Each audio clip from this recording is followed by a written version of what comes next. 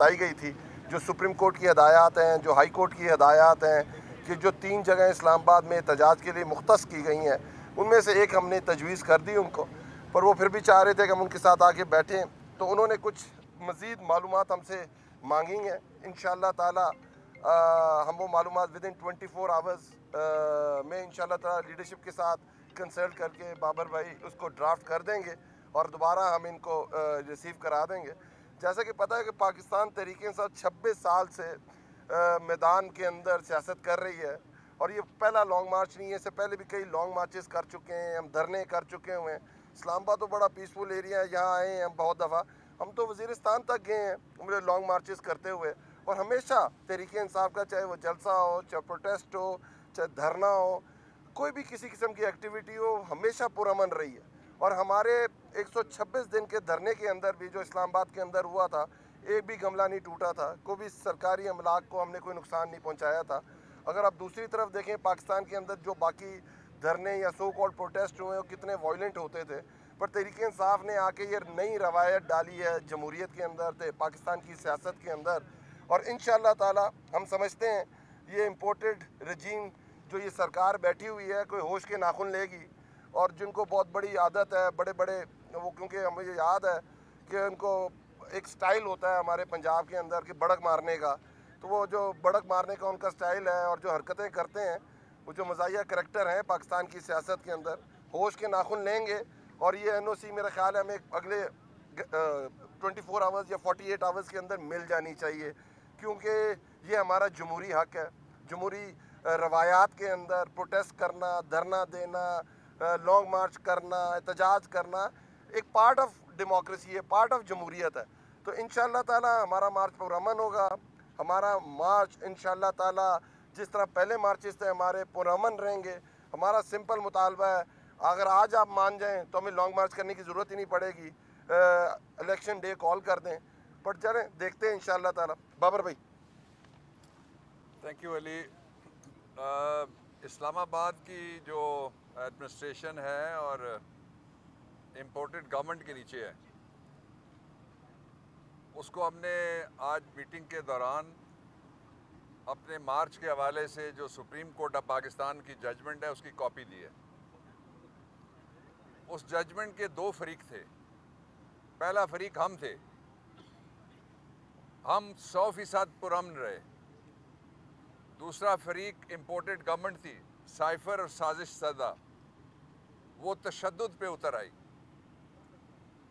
इसके बावजूद जब पाकिस्तान तहरीक इंसाफ ने ये महसूस किया और चेयरमैन इमरान खान ने ये महसूस किया कि ये कोई खून की होली खेलने पे उतरे हुए हैं, तो उन्होंने दूसरी दफ़ा, आपको याद है कि उन्होंने 126 रोज़ा धरना भी एक बड़े सानहे के बाद कि कौम को मज़ीद इम्तहान में ना डाला जाए, उन्होंने कॉल ऑफ किया था।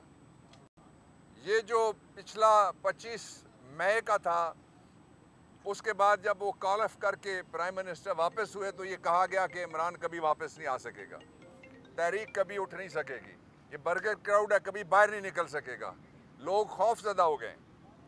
मैं आपको बताना चाहता हूँ, और वो जो अंधेरे फरोश है मैं उनको भी बताना चाहता हूँ, हम नहीं किसी को लिफाफी कहते हैं, ना लिफाफा कहते हैं, ना किसी को टोकरी कहते हैं, ना हम किसी को टोकरा कहते हैं, लेकिन बताना सबको है कि इमरान खान आ रहा है, पहले से ज़्यादा ज़ोर के साथ आ रहा है, अवाम बाहर निकल रहे हैं, पहले से ज़्यादा बहुत बड़ी तादाद में निकलेंगे।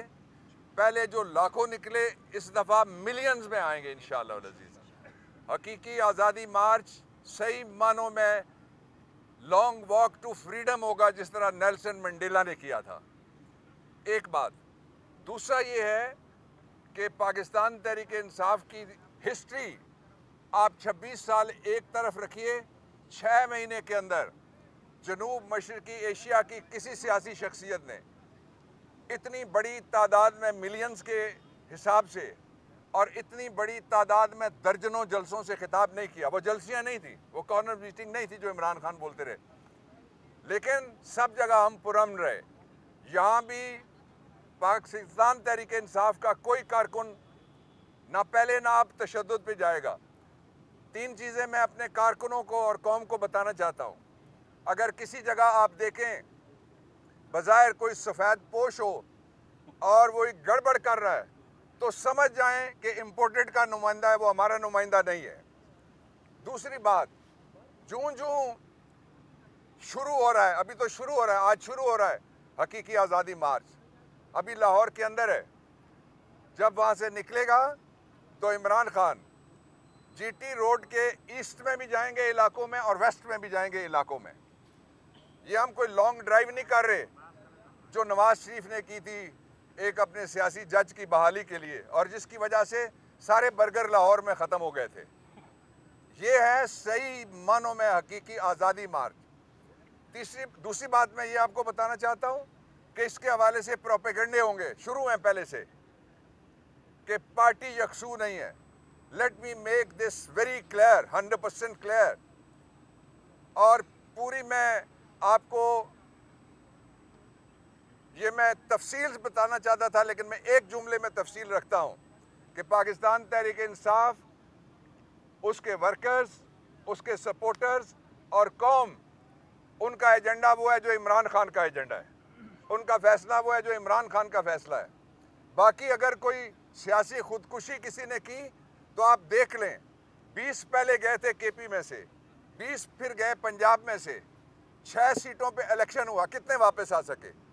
इसलिए पाकिस्तान तहरीक इंसाफ के सारे लोग, उसके सपोर्टर्स भी, हमदर्द भी और पाकिस्तान के अवाम एक पेज पे हैं। दूसरी तरफ चंद खौफजदा चेहरे हैं, चंद उतरी हुई शक्लें हैं, चंद परेशान हाल इम्पोर्टेड रजीम के कारिंदे हैं। वो सारे के सारे सिर्फ 7.5 किलोमीटर के इलाके में बंद हैं, और उसमें से भी वो जो रेड जोन है उसके अंदर बंद है।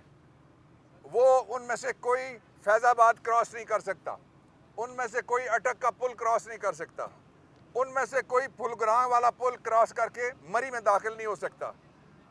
आप अगर इसको ज़िंदगी कहते हैं आज़ादी के बगैर, तो हम इसको ग़ुलामी कहेंगे, जिस तरह की ग़ुलामी में आप जुते हुए हैं। इसमें से निकलने का एक ही रास्ता है। रास्ता क्या है? वही रास्ता जिसके बारे में इमरान खान ने कल अपने इंटरव्यू में कहा है कि सदर हाउस के अंदर भी जो गुफ्तगू हुई उसमें भी हमारा वही मुतालबा था। आज एडमिनिस्ट्रेशन के साथ गुफ्तगू के बाद फिर तहरीक इंसाफ का यही मुतालबा है कि नए इलेक्शन के अलावा कोई दूसरी सूरत हमें किसी सूरत में कबूल नहीं है। गलतफहमी अगर किसी को है तो वह दूर कर ले। तीसरी बात जो बहुत इंपॉर्टेंट है, मैं आपको बताना चाहता हूँ, वो बात यह है कि इस वक्त पाकिस्तान मुआशी तौर पे वहाँ पहुँच गया है जहाँ आम आदमी का क्या, ख़ास लोगों का भी, जो मिडिल क्लास में से भी अपर मिडिल क्लास में चले गए थे, उनका गुजारा भी मुश्किल हो गया है। और अगर इस वक्त आप देखें कि हमें कौन सी ताकत है, वो IMF नहीं है, मैं कहता हूँ, वो वर्ल्ड बैंक भी नहीं है, वो कोई और इदारा नहीं है। वो सिर्फ एक ताकत है जो पाकिस्तान को इस वक्त श्रीलंका बनने से रोक रही है। उस ताकत का नाम है इमरान खान और उसकी पार्टी, पाकिस्तान तहरीक इंसाफ और उसके हमदर्द और उसके सपोर्टर्स। 2 आखिरी बातें, हम अमन के साथ आएंगे, कोई हमला नहीं हो रहा, कोई जंग नहीं हो रही, कोई लड़ाई नहीं हो रही। मैं खिराज तहसीन पेश करना चाहता हूँ इस शहर के लोगों को और पाकिस्तान के लोगों को। कल अरशद शरीफ शहीद के जनाजे में उन्होंने खौफ का बुत तोड़ दिया। उससे पहले कितनी कोशिश हुई, उस वक्त कितनी कोशिश हुई, इसके बावजूद कोई एक भी नहीं डरा। मैंने अपने इस्लामाबाद में निस्फ सदी मुझे हुई है, मैंने इस शहर में इससे पहले किसी जनाजे में इतनी बड़ी तादाद में फैमिलीज़ नहीं देखी, इतनी बड़ी तादाद में मैंने बच्चे नहीं देखे, इतनी बड़ी तादाद में मैंने ख़वातीन नहीं देखी, और इतना पुरअमन मैंने इज्तिमा कोई नहीं देखा। इससे बड़ा इज्तिमा, इससे बहुत बड़ा इज्तिमा इंशाअल्लाह अज़ीज़ वो सारे ख़वातीनों हज़रात जो वहाँ थे और वो जो कल नहीं पहुँच सकेंगे, वो इस शहर से निकलेंगे, पुठवार से निकलेंगे, सारे सूबों से निकलेंगे इंशाअल्लाह अज़ीज़, और आवाम के समंदर के सामने कोई नहीं ठहर सकता। सबसे बड़ी डिसाइडिंग फोर्स सारी दुनिया के अंदर सिर्फ एक होती है, और वो है पाकिस्तान के या उस मुल्क के लोग। पाकिस्तान में जो मैटर करता है, it is we the people. इसलिए अगर उनकी आवाज़ ना सुनी गई तो इंशाअल्लाह अज़ीज़ वो आवाज़ हम सुनवाएंगे। थैंक यू जी, thank you, thank you, thank you.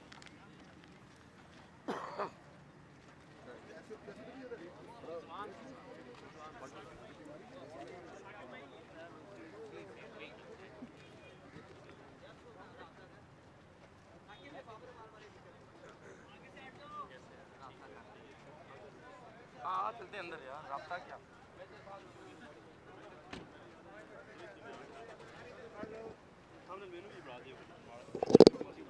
मेरे नीचे जा रहा है। कहाँ से लाया था?